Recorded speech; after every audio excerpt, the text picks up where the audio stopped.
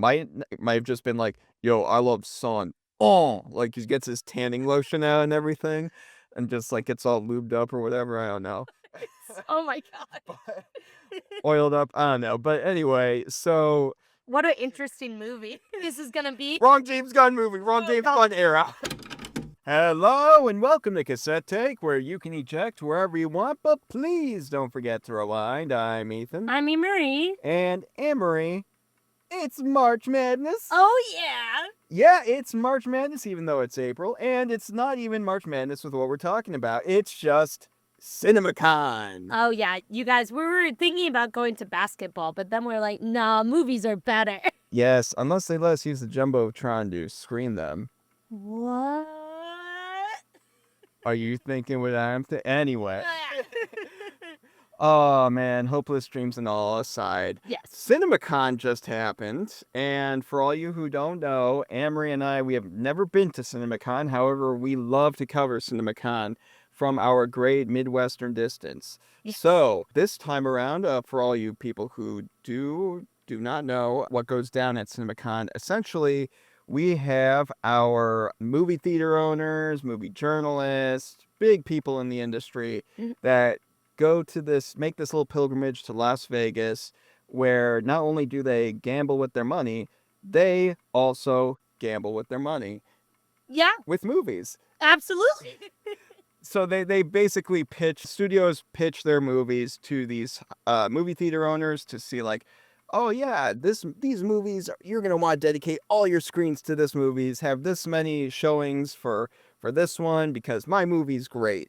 That's essentially what it is. It's to get everyone, these movie theater chains and journalists, hyped for movies so they can decide how many screens they can dedicate for each film. It's literally gambling.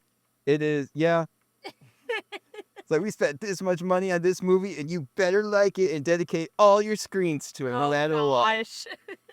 Yeah, but whether we liked it, didn't like it, we're about to find out all about that because there was so much announced at Cinemacon. So much. Oh my god, this week has been just bang, bang, bang, bang, bang. Like, so much stuff has come out about Cinemacon and trailers and behind-the-scene footage and just casting news. It was crazy. Yeah, and we don't always get every single trailer that's screened at Cinemacon. Yeah, it's fine. Whatever. Gosh. But sometimes we do, and in some cases we did get quite a few little previews and teasers here and there that honestly made me so happy. What was your favorite? The Naked Gun. Oh, hands down. It's so short. It's so short. Yeah. For all you guys who don't know, The Naked Gun is, Naked Gun is one of my favorite movie series of all time. Leslie Nielsen, knocks it out of the park with his, very wooden dialogue and humor, but like it's so well written that in his delivery is so sincere, but it's silly context. It's just so well done each time. And to have Liam Neeson come into the role, this was on my top 5 list, most anticipated. I was just about to say that. I'm like, that was like number 4, I'm pretty sure. Yeah, it was pretty high up there. And gosh, this teaser just made me feel so validated in that. Yeah. Just from the moment we see the Liam Neeson rip off his little girl's face. Context, watch the teaser, you'll know what I mean. Oh gosh. And then just be kick butt.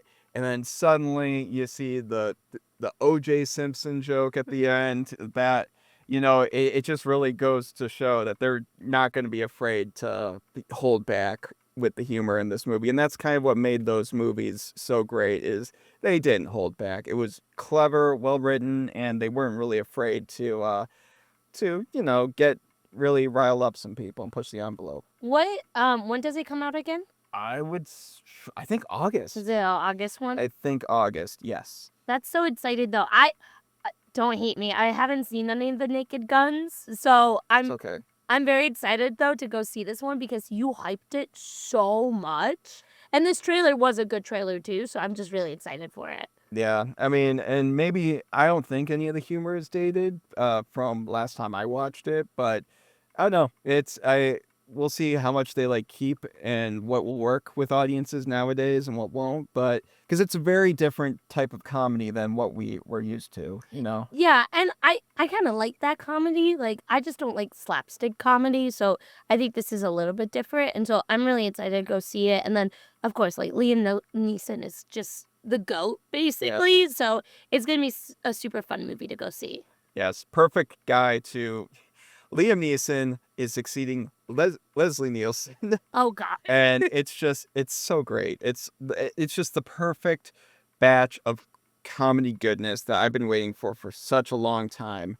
So I'm excited for that, and this teaser has validated all my hype in so many ways. Yeah. So, but moving on from that, Annmarie, what else did we get from Cinemacon? I was so excited when I saw this because this dropped a little bit early on James Gunn's Instagram, and it was it wasn't like 4 minutes of the James Gunn Superman movie. And oh my gosh, it made me fall in love even more. Like, I already knew like David Cornswet was my man. Like, I knew that he was gonna make a good Superman. And even though he didn't say too much, I was like, that's Superman. Like, I pointed right away. I'm like, that's Superman, that's Crypto. It was awesome. Yeah, absolutely. And gosh, if you couldn't love crypto anymore, Oh my god, I don't have a puppy, so it was just like I felt it.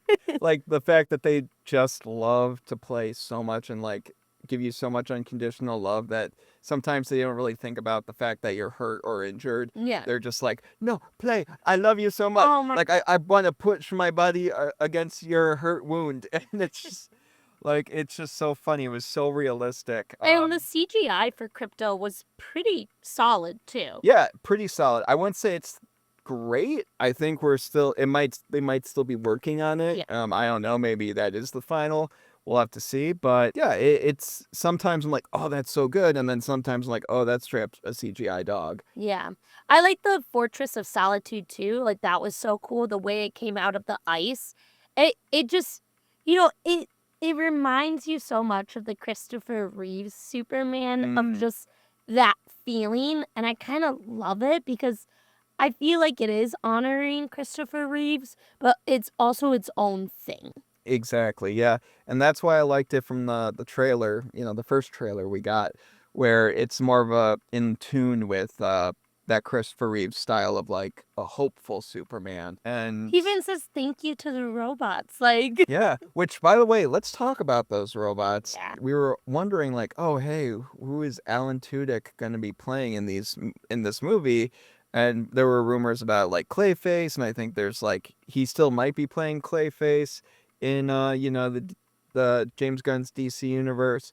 But I mean, I could be wrong about this, but I'm pretty certain I heard Alan Tudyk's voice in the robots. honestly, what else do you cast Alan Tudyk as? He's been K2SO. Like, he does robots really well, so. Yeah, and if you're wise into the sci-fi world like me, Resident Alien with Alan Tudyk, Yeah. he's really good at those like just kind of mechanical kind of voices, Honestly, I hope he is because I think that's such a James Gunn thing to do, to cast like one of his buddies in a movie like that. And really, Alan Tudyk is awesome. He can, of course, I think he could come back and play Clayface too, or play a different villain or superhero too, but I kind of love him as one of the robots.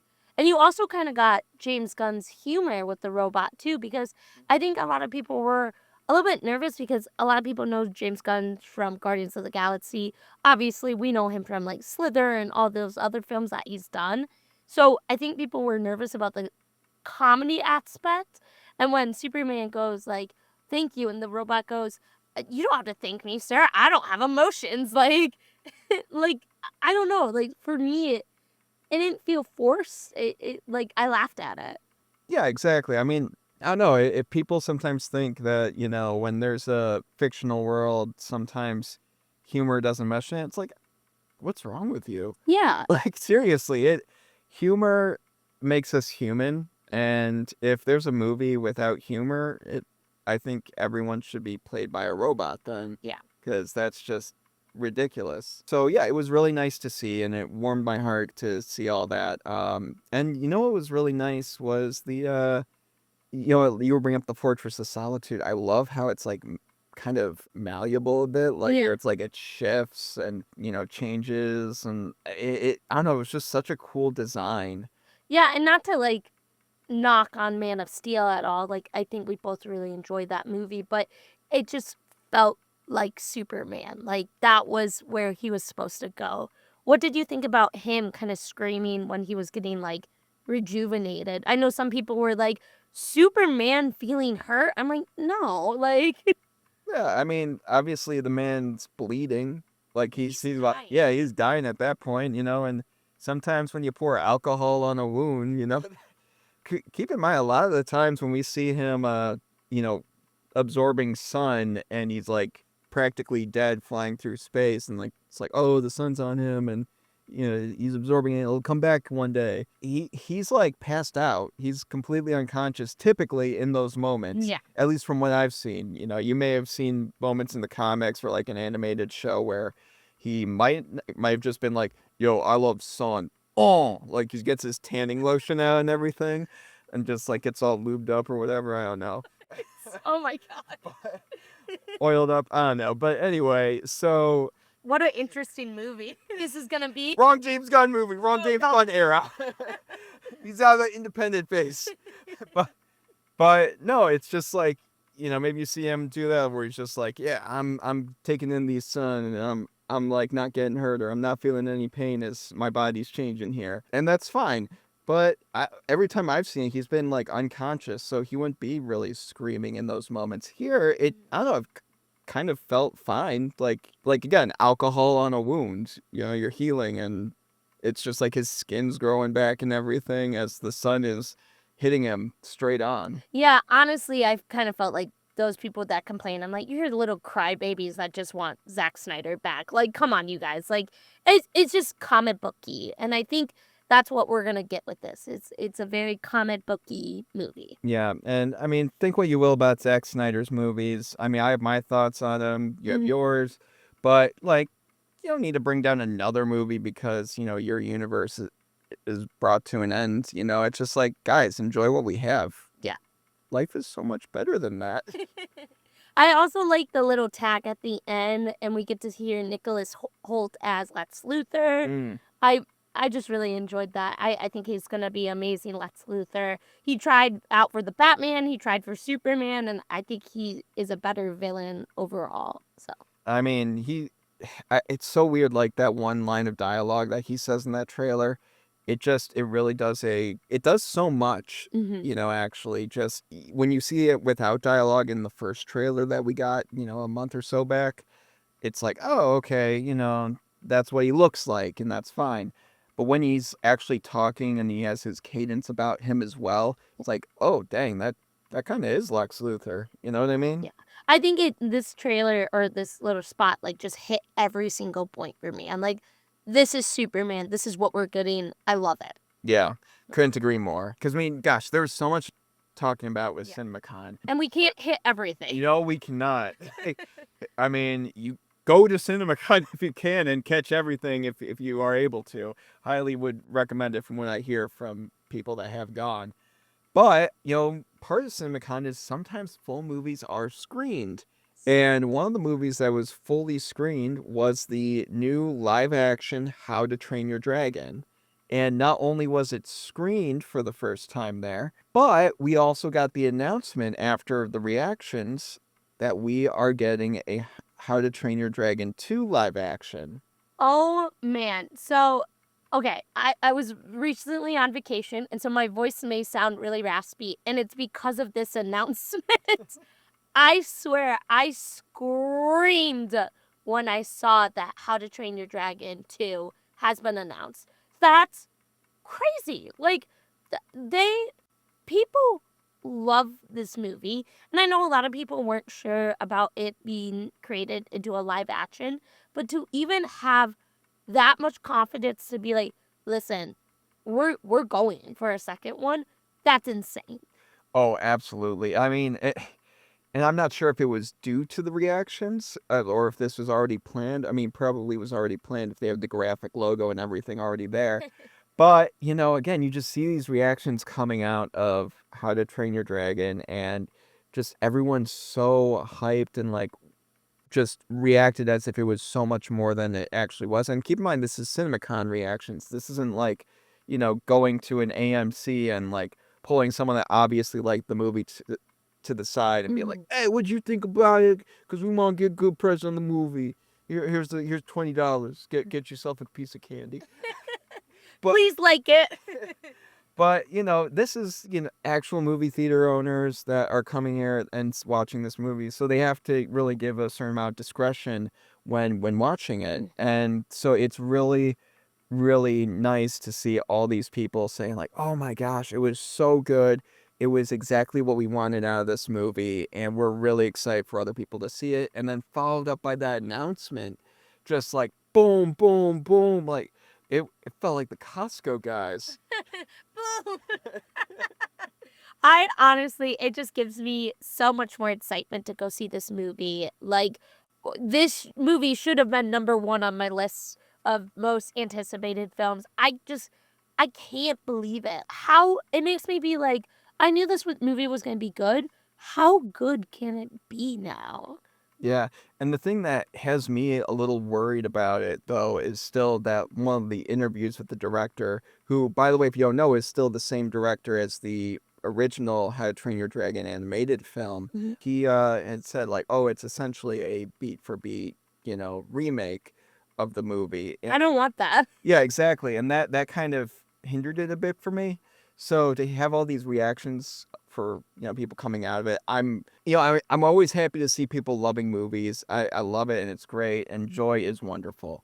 But, I'm not sure if it's like just blind joy because of nostalgia that they're exhibiting there, or if it's just, like genuine, like, "Oh my gosh, no, they actually did do something different here that made it feel like a different movie from the original animated film, but also carried that same heart that makes How to Train Your Dragon How to Train Your Dragon." That's actually a good question to like the audience of what would you rather have? Like a movie that is beat to beat, like a remake, or would you like to have some new ideas brought into it? Because I'm kind of on the same page as you. Like, I don't want it to be beat for beat. Like, obviously, I think the overall story kind of has to be, but if they add new things into that, I really enjoy that. Yeah.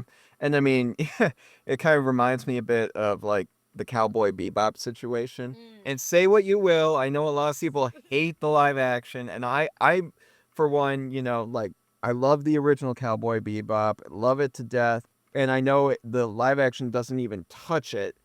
However, I still enjoyed the live action for what it was, and it went out of its way to do some things different, but to me it captured, what the original was all about and, just took a different way of going about it. And that worked for a lot of people, and then it didn't work for others. And it was sad to see that, that it didn't work for others kind of got the benefit there when the show was canceled pretty quickly. But, we'll see how that goes with How to Train Your Dragon, because we're hearing from the director it's going to be one thing, and then, the reactions might lead on to it being that one thing, but then again, they might not be. I'm just so excited. I just want to go see it now. I'm like, why do we have to wait? Yeah. I mean, and we also got our Lilo and Stitch live action coming out. But aside from the CinemaCon years, we'll take a little break here and go into back into CinemaCon here. But this is something I just realized we should be talking about. Disney is now putting a pause on live action remakes. Yeah, I think after Snow White, it kind of really did it for them, where they are a little bit more hesitant on making these remakes. And I think I understand because it is such nostalgia for a lot of people. But also, I also don't get it. Like, their Disney live action remakes have made billions of dollars. Yeah, it seems to be playing more in tune a little bit with almost the Star Wars sequels, where it's like very reactionary and it's just like, oh, if people are mixed about one thing, or if this movie didn't do as well as we thought it would or it should have done, then we immediately, it doesn't have to be one or two examples, it just has to be Actually, yeah, it doesn't have to be 2 or more examples. It has to be just one example of something going wrong, and then immediately we react to it. And for the most part, from my experience in business and film, it's just like that isn't always the best way to go about it. No, and I miss the days where Disney didn't do that. Like, they're like, we know we're putting the best foot forward Yeah. in what we're doing. And I don't know if that's still like kind of a Shapex thing or if it's a Iger thing, but that does make me nervous that they are pausing on it, because I do think there's some animated movie that would make a good live action, like Treasure Planet. Oh my gosh. Treasure Planet. What he's really sick, you guys. Yeah, Treasure Planet. Calm down. Atlantis. Oh, okay. Oh man, sorry. Like cough drop. Got one. Wow. I was going Tangled, and you're like, no, I know the correct answer, Annmarie. Although, yes, Tangled would be one of the good ones, I feel like. But yeah, now that one has been officially put on pause, even though they were already in, like, just about to go into production, it seemed, with it. Disney just needs a big win. Yeah. They really do, to get back on their feet, because I think they're too scared. Yeah, and it's just unfortunate because you were saying, it's just, you had some great live action remakes that came out, like The Little Mermaid, and it did very well. And then like Aladdin, like you had a really good streak there of live action remakes. And well, actually, we're not counting Mufasa, that's animated. God, no. But here it's like, okay, I just, why would you do that? Don't be so reactionary. It's annoying, Disney. Yeah. It's really annoying. Yeah. Oh man. Well, speaking of big Disney wins, though, hopefully they can get some big wins, because they had a huge Cinemacon panel, and some of the highlights were Zootopia 2. I'm so excited for this film. Avatar 3, Fantastic Four news. There was just so much coming out of it. Oh my gosh, yeah. In Zootopia, they're going through therapy. I'm not sure if that's romantic therapy or what. Furries go wild. I love that it's played by Quentin Brunson. Like, huge shout out, their therapist. Oh yeah, that whole concept is just, it's bound to be something great. Yeah. And then Avatar, the new Avatar, like you were saying, I believe they showed some footage. I could be wrong about that, but I thought they showed some footage. I think it got like a really good reaction. I'm so excited. I think Avatar 3 was my number 1 for most anticipated film. I'm beyond excited for this film. I think this is such a masterpiece. I love the second one so much. I just can't wait to see James Cameron come back at this. Oh my gosh, yeah. It's truly his baby, and it's wonderful to see a great director like him, a legendary director like him, that is so active and so passionate about a big budget, like large scale franchise like this. And it's just exciting to see. It's not really something you see too much of nowadays. Like, we see it with Denis Villeneuve and Dune, and, we saw it in the early 2000s with like George Lucas and Peter Jackson. But, it's just not really something you see a lot of. And it's really great to see it with James Cameron. And I need these movies before I turn 40. You guys, I need this. I don't know if I can stay awake in the theater for 3 hours when I'm 40 years old. So Break out the hourglass. Oh, man, and better get back to it. Where's the old grind? And then we also had Fantastic Four. There was rumors of the footage that we heard that, of course, Sue Storm is pregnant, which, like, first step's pretty obvious. But oh man, that means Franklin Richards, you guys. He's just a baby. He's just a baby, but he's the most important baby. He's the baby. You guys read the comics. I need friends that read the comics. No, it's just so important, especially leading into Secret Wars. No spoilers, but we talked about that on our last podcast. Like, Franklin Richards, super important. Yeah, he's major. Yeah. And so I think it's just going to lead into more of this Marvel kind of getting back on the right foot, too. So Yeah, their first step in the right direction. Oh, man. The only thing that makes me nervous is they said Mr. Fantastic hasn't used his powers yet. Kind of nervous about that. Kind of a stretch. Oh. Listen, I get it. You have Elastigirl. She's amazing, but you can do that for Reed Richards. Yeah, I mean, I don't know. It's gonna be very curious, Fantastic Four. I mean, everything from what I heard, based on what you said, based on like what we heard from the descriptions and journalists that reported on it, it's all very exciting. However, I'm a little disappointed that we didn't really get much on 4/4, 4/4? April 4th. Oh, We just got this one little teaser where, I mean, granted, it was a cool, graphic for marketing and for like, like a very short Instagram post, but come on, really? You couldn't have done a little more on 4/4? you had your chance, people. Come on. It was right there, man. I swear, Disney and the marketing, they're losing us. But no, I mean, if anyone's going to be mad about that, it would be Annmarie because she's a Fantastic Four loyalist. I am And loyal. I am not so lucky to be as loyal, but I do enjoy a good Fantastic Four time. We can convert you. It's fine. Oh my gosh. Just like stretch my body. Like, I'm not flexible. I'm not Mr. Fantastic. I'm like, well, great. Then we'll light you on fire then. Oh, perfect. Oh, Just great. test all their powers. Wonderful. Watch this rock. Be like Superman when he's covered in sun. Oh, yeah. So much screaming of joy. Of joy. Agonizing joy. Oh, gosh. But, there was so much, again, with Cinemacon being announced here, there, Disney, Warner Brothers, etc. Oh, yes. Okay, another thing before we get to our last thing we're going to bring up here. Yes. So, Warner Brothers has been very controversial recently with its whole stance on 2D animation. Yes. And especially with its lack of marketing for the new Looney Tunes movie, which I've been hearing is wonderful and great, and I've been meaning to go see it, just have not gotten around to it. And just like they were shutting down the original Looney Tunes buildings, like where a lot of Looney Tunes stuff was made on the Warner Brothers lot. They were cutting all this 2D. Basically, they were really stabbing 2D animation in the back quite a bit. But I believe it was at Cinemacon, or it was around this time, they announced that they will be actually going forward with Looney Tunes, more 2D animated Looney Tunes films, and Tom and Jerry films in theaters. That's good, though, because I do think there is an audience for that. And I know we have... yes, Ethan. Ethan has $1 billion. He's going to go save this company. I will buy all your tickets. Oh, gosh.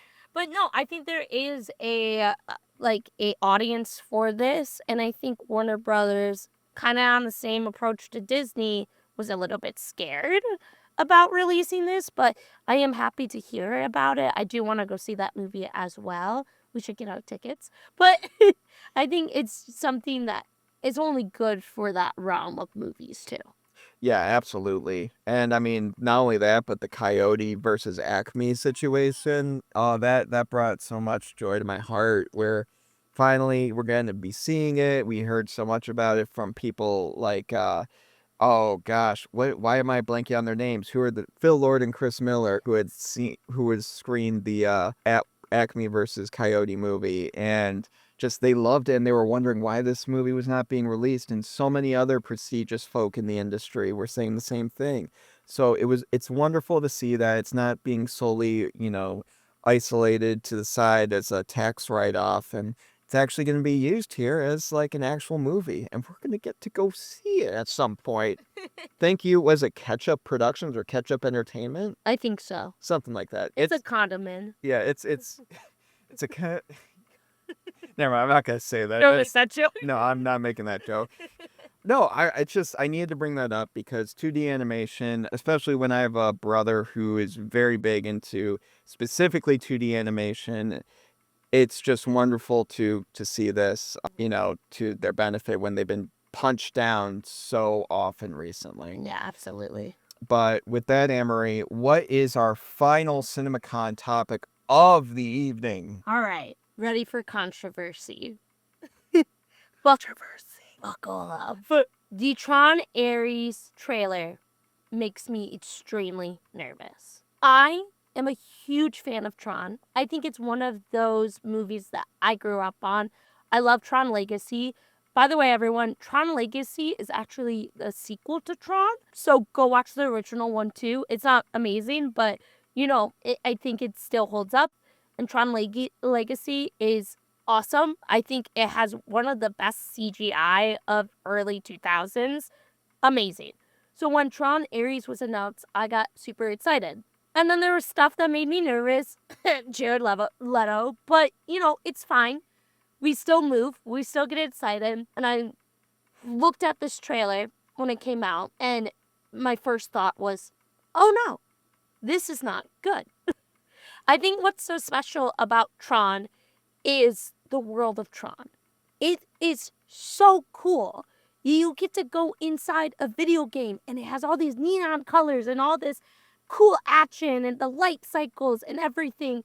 And it just takes you to a different place. And Tron Ares is not in the grid, everyone. It's on Earth. I live on Earth. I don't want to see Earth. I want to see the grid. Like, why do movies do this? I think it's honestly one of the dumbest things that movies do, that they take you out of the world and put you in Earth.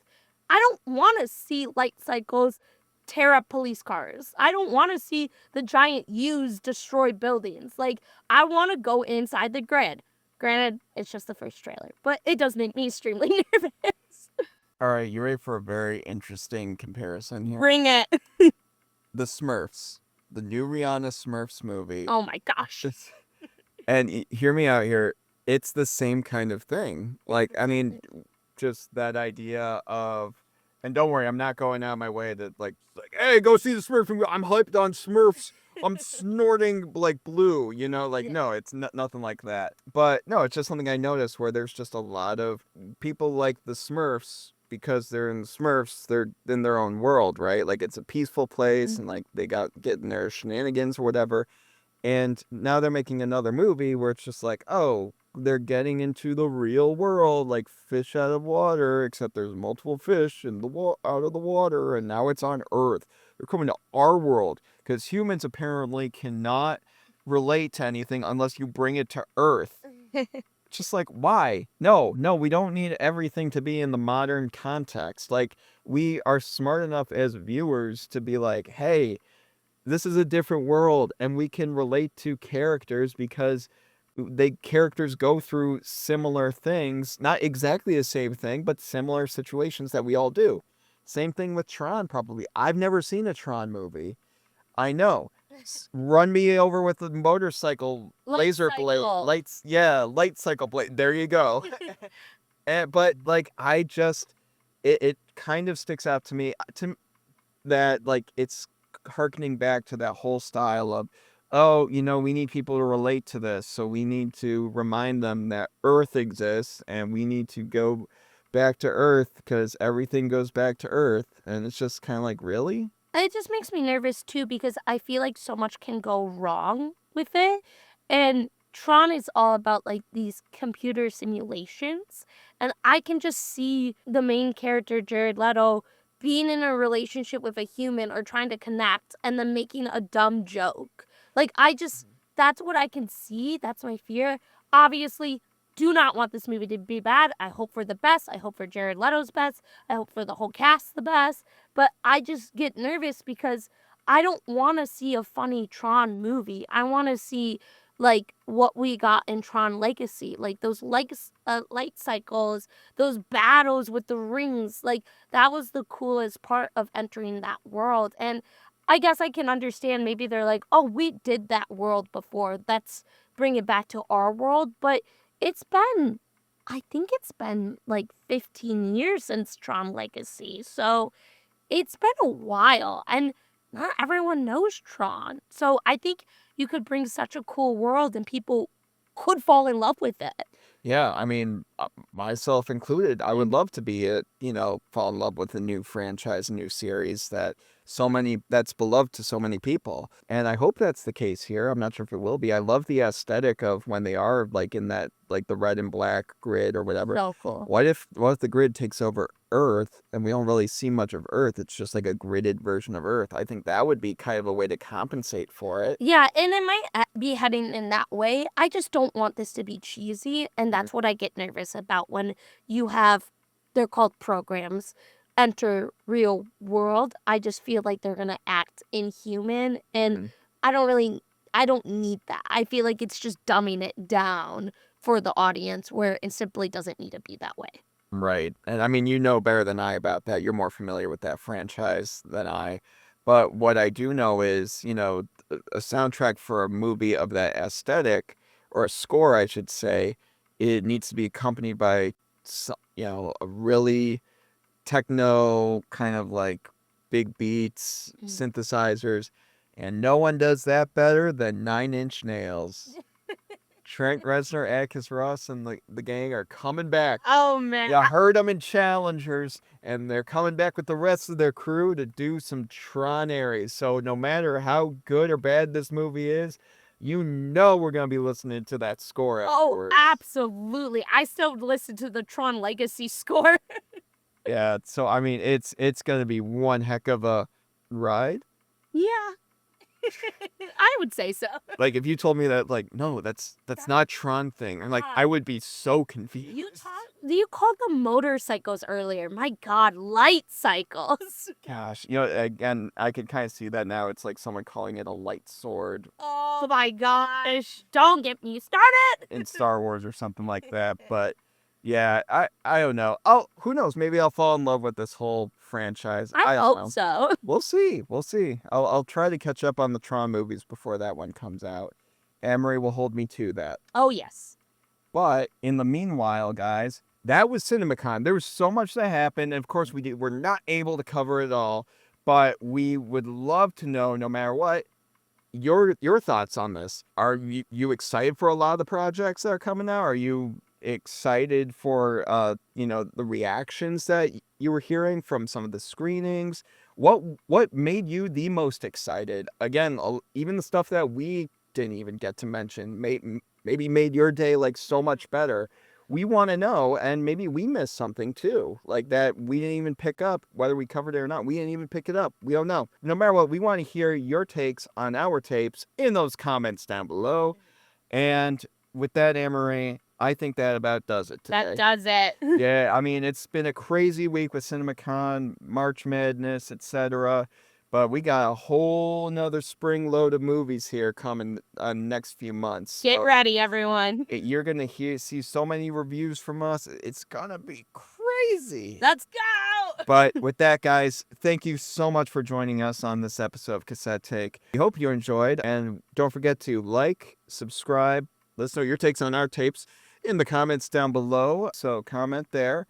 And we love to always hear from you guys. Thank you so much. Yeah, we love y'all. Yeah, guys, we hope you haven't ejected this far into the podcast, but whether you have or haven't, please don't forget to rewind. I've been Ethan. I'm Annmarie. And it's not a motorcycle. Nope, light cycle.